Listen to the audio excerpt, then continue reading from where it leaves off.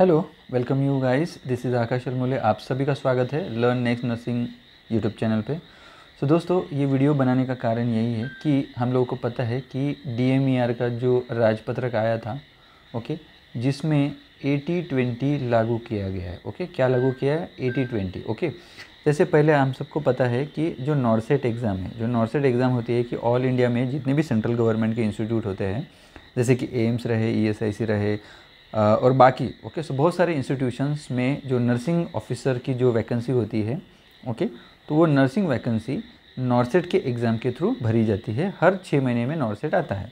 तो इसके ऊपर भी 80-20 का क्राइटेरिया है। तो यहाँ पे भी 80-20 चलता है, यानी 80% seat reservation for female end 20% seat reservation for the mails. Okay, so इसके रिलेटेड अभी जो एम्स नर्सिंग ऑफिसर्स और बाकी जो एम्स की जो बहुत सारी यूनियंस है, उन्होंने कोर्ट केस किया था। ओके, कोर्ट केस किया था और ये अभी भी चल रहा है। ओके, सो देखो, ये बताने का कारण यही है कि अभी हमारा जो महाराष्ट्र का जो DMER है, ओके, यस, DMER जो है, ओके, सो इसमें अभी रिसेंटली जो नया गैजेट आया था, उसमें लिखा था कि यहाँ पे भी 80-20 जो नर्सिंग स्टाफ की, जो स्टाफ नर्सेस की जो भरती होती है, अभी तो नर्सिंग ऑफिसर बोला जाता है। ओके, अभी तक उसका गॅजेट आया नाही आहे, लेकिन नर्सिंग ऑफिसर जो पदनामामध्ये जे बदल होणार आहे ते होणारच असं सांगितलेलं होतं। ओके, जे स्टाफ नर्स जी भरती आहे यामध्ये लक्षात ठेवा की 80% फिमेलसाठी सीट रिझर्वेशन आणि 20% आपल्या मेलसाठी सीट रिझर्वेशन असं ठेवायचं,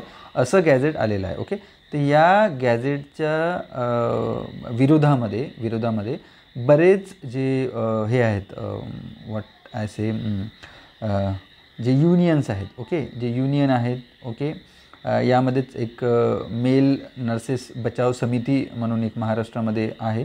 ओके, त्या मेल नर्सेस बचाव समितीने सध्याच्या काळामध्ये, म्हणजे सध्या आज 18/8 त्यामध्ये काही विविध विद्यार्थी, ओके, बरेच विद्यार्थी आमरण उपोषणावर आजपासून छत्रपती संभाजीनगर इथे बसलेले आहे। तरी त्यांच्यासाठी हा व्हिडिओ आहे। बरेच विद्यार्थी ते आमरण उपोषणाला बसलेले आहे। तरी ह्या व्हिडिओच्या माध्यमातून मी एवढंच तुम्हाला सांगू इच्छितो की बाबा, बरेच विद्यार्थी 80-20च्या विरोधामध्ये बसलेले आहे।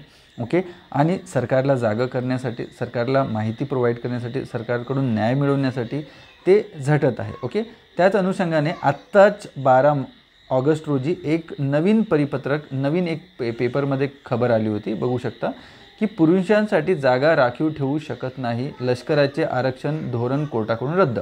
म्हणजे आजपर्यंत असं एक जी केस आहे, जी कोर्टामध्ये ही केस गेली होती की लष्कराच्या याच्यामध्ये जे सर्वोच्च न्यायालयाने लष्कराच्या जज advocate, okay, general, okay, JEG यासाठी भरतीतील पुरुषांसाठी 6 आणि महिलांसाठी 3 पदं, म्हणजे 2:1 पदाचे आरक्षण असलेले धोरण रद्दबाबत ठरवले। ओके, लक्षात ठेवा। सो ही पद्धत मनमानी आहे। न्यायालयाने काय म्हटलेलं आहे, जी हे पद्धत होती, जे मेल आणि फिमेलसाठी की बाबा मेलचे एवढे जागा, फिमेलच्या एवढ्या जागा, जे भरती त्यांनी केली होती जे लष्करामध्ये, ओके, तर त्यांनी सुप्रीम कोर्ट जे जज आहे सर्वोच्च न्यायालयाने याला रद्द ठरवलं की बाबा तुम्ही असं करू शकत नाही। ओके, हे बघा, हे संविधानातील समानतेच्या अधिकाराचे उल्लंघन करणारी आहे, त्यामुळे पुरुषांसाठी जागा राखून ठेवणे शकत नाही असे स्पष्ट केले। ओके, लक्षात ठेवा, याच्यामध्ये काय झालं होतं, हे याचिका 2 महिलांनी केली होती। उमेदवारांनी दाखल केली होती की 2023च्या भरतीमध्ये अधिसूचनेनुसार JAG विभागातील पदे राखीव ठेवण्यात आली होती। याचिकाकर्त्या वकिलांनी सांगितले की दोन्ही महिलांनी गुणसूचित 4था आणि 5वा क्रमांक मिळवला तरी लिंगधारित आरक्षणामुळे त्यांना निवड मिळाली नाही। ओके, दुसरा आहे, सुप्रीम कोर्टाने ऑगस्ट 2023मध्ये नोटीस बजावून दोन्ही पदे रिक्त ठेवण्याचे आदेश दिले होते। मे 2025मध्ये निर्णय राखून ठेवताना खंडपीठाने एका याचिकाकर्त्याच्या दाव्याबाबत प्राथमिकता समाधान व्यक्त करून तिच्या नियुक्तीचे आदेश दिलेले आहे। सध्याच्या परिस्थिती म्हणजे यांनी काय, न्यायालयाने काय म्हटलेले आहे, कार्यकारी यंत्रणेला पुरुषांसाठी स्वतंत्रपणे पदे राखून ठेवण्याचा अधिकार नाही। ओके, लक्षात ठेवा, पुरुषांसाठी स्वतंत्र म्हणजे पदे राखून ठेवण्याचा काही अधिकार नाही। 6 पुरुष व 3 महिलांसाठी विभागाने ही मनमानी आहे। खऱ्या अर्थाने लिंग निरपेक्षता म्हणजे सर्वात गुणवत्ताधारक उमेदवारांची निवड होणे। ओके, महिलांच्या संख्येवर मर्यादा घालणे हे सुद्धा समानतेच्या अधिकाराचे उल्लंघन होय, अशी एक तुम्हाला हे दिसते। अजून एक तुम्हाला दाखवतो।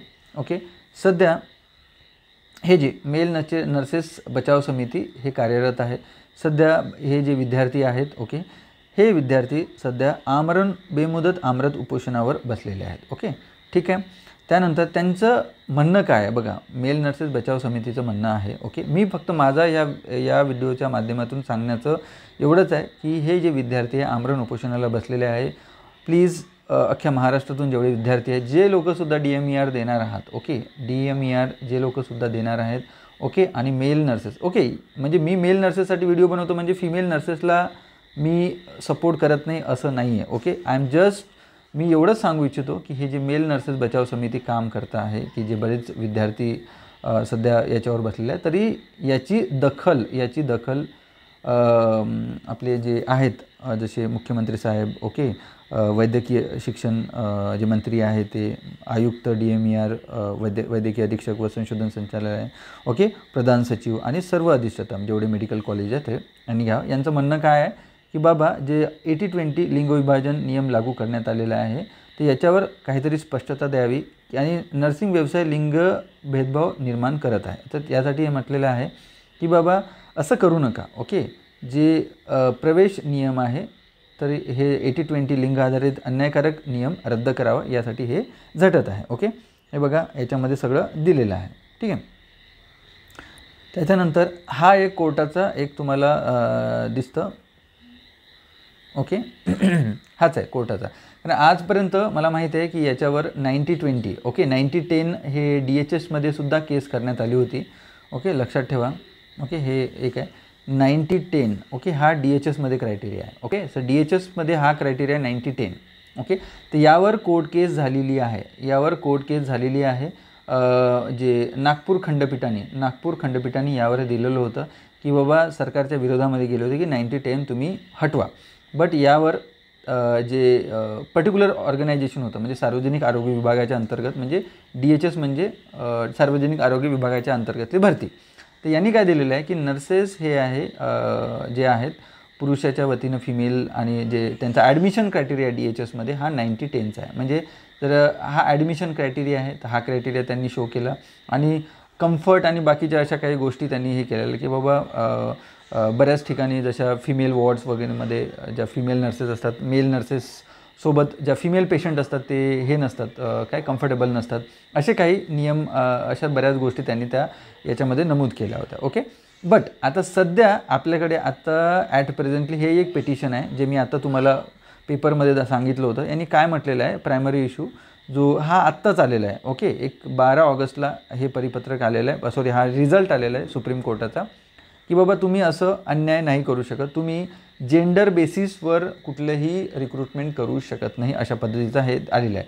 तर मला असं वाटते हे सध्याच्या काळामध्ये आयदर हे एम्सवाले जे आहेत स्टुडंट नर्सेस युनियन ते जे भांडत आहेत, प्लस आपले DMERसाठी जे आता 80-20साठी जे भांडत आहेत त्यांच्यासाठी हे एक प्रकारचं हे म्हणजे एक चांगलं हे होऊ शकतं. ओके, एक सपोर्टिव्ह डॉक्युमेंट होऊ शकतं हे सपोर्टिव्ह डॉक्युमेंट. ओके, तर डेफिनेटली याचा सहारा घेऊन जे रिझल्ट आलेला आहे, ओके, जे सुप्रीम कोर्टाचा रिझल्ट आहे, म्हणजे आपल्याला कसं आहे सपोर्टिव्ह डॉक्युमेंट असणं गरजेचं आहे कधी पण आपण कोर्टमध्ये जातो. तर हा एक सर्वात चांगलं सपोर्टिव्ह डॉक्युमेंटेशन आहे.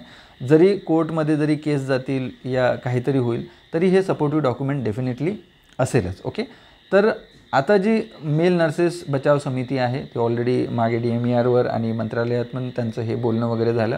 बट बऱ्याच आपल्याला कशा एक म्हणजे अशा स्पष्टता मिळाली नाही की बाबा हटवणार की नाही हटवणार, पॉसिबल नाही वगैरे. ओके, बघा आता गॅझेट झालेलं आहे, डिफिकल्ट आहे, बट एनिवे कसं आहे की जे पण होऊ शकतं जस्ट बिकॉज ऑफ की आपण जे विद्यार्थी आहे एकजूट झाले आणि बाकी जर सरकारला निवेदन दिले चांगल्या पद्धतीने. मी असं कधीच म्हणत नाही आहे की बाबा व्हायलन्स आणि बाकीच्या गोष्टीविषयी आपण कधी बोलतच नाही. ओके, बट बोलण्याचं तात्पर्य एवढंच आहे की चांगल्या पद्धतीनं सरकारच्या ध्यानामध्ये ओके आणून द्या ह्या गोष्टी आणि जे मुलं यात तुमच्यासाठी झटतात आहे त्यांना पण थोडा सपोर्ट करा. ओके, आणि पुढच्या ज्या एक्झाम्स येत आहेतच एक्झाम, ओके, त्यांच्यासाठी पण अभ्यास चालू ठेवा तुम्ही. ओके, मी असं म्हणत नाही की बाबा जे चालू आहे तर याच्या मागेच तुम्ही राहा. ओके, बट त्यांना सपोर्ट करणंसुद्धा तुमचं काम आहे.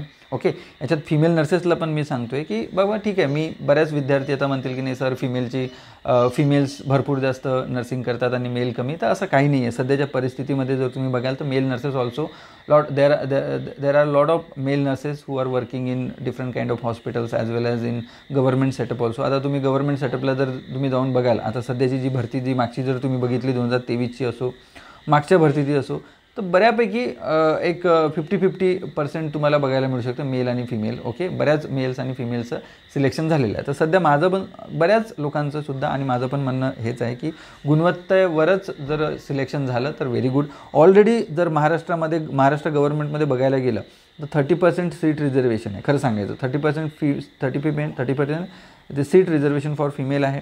तुम्ही बघू शकता इथे मग 70-30चा क्रायटेरिया येतो. 30% हा तुमच्या याच्यामध्ये जातात आणि 70 जे आहे ओके ते याच्यामध्ये सर्वसाधारण, म्हणजे इथे मेल फिमेल पूर्ण येऊ शकतात. प्लस हे 30% ज्या पहिल्या 30 मेरिटमध्ये ज्या फिमेल्स असतात त्या 30%च्या जागा वेगळ्याच असतात. ओके, तर म्हणजे ऑलरेडी 30-70 आहेच इथे, म्हणजे 30% फिमेलला मिळतं प्लस 70मध्ये पण मिळतं.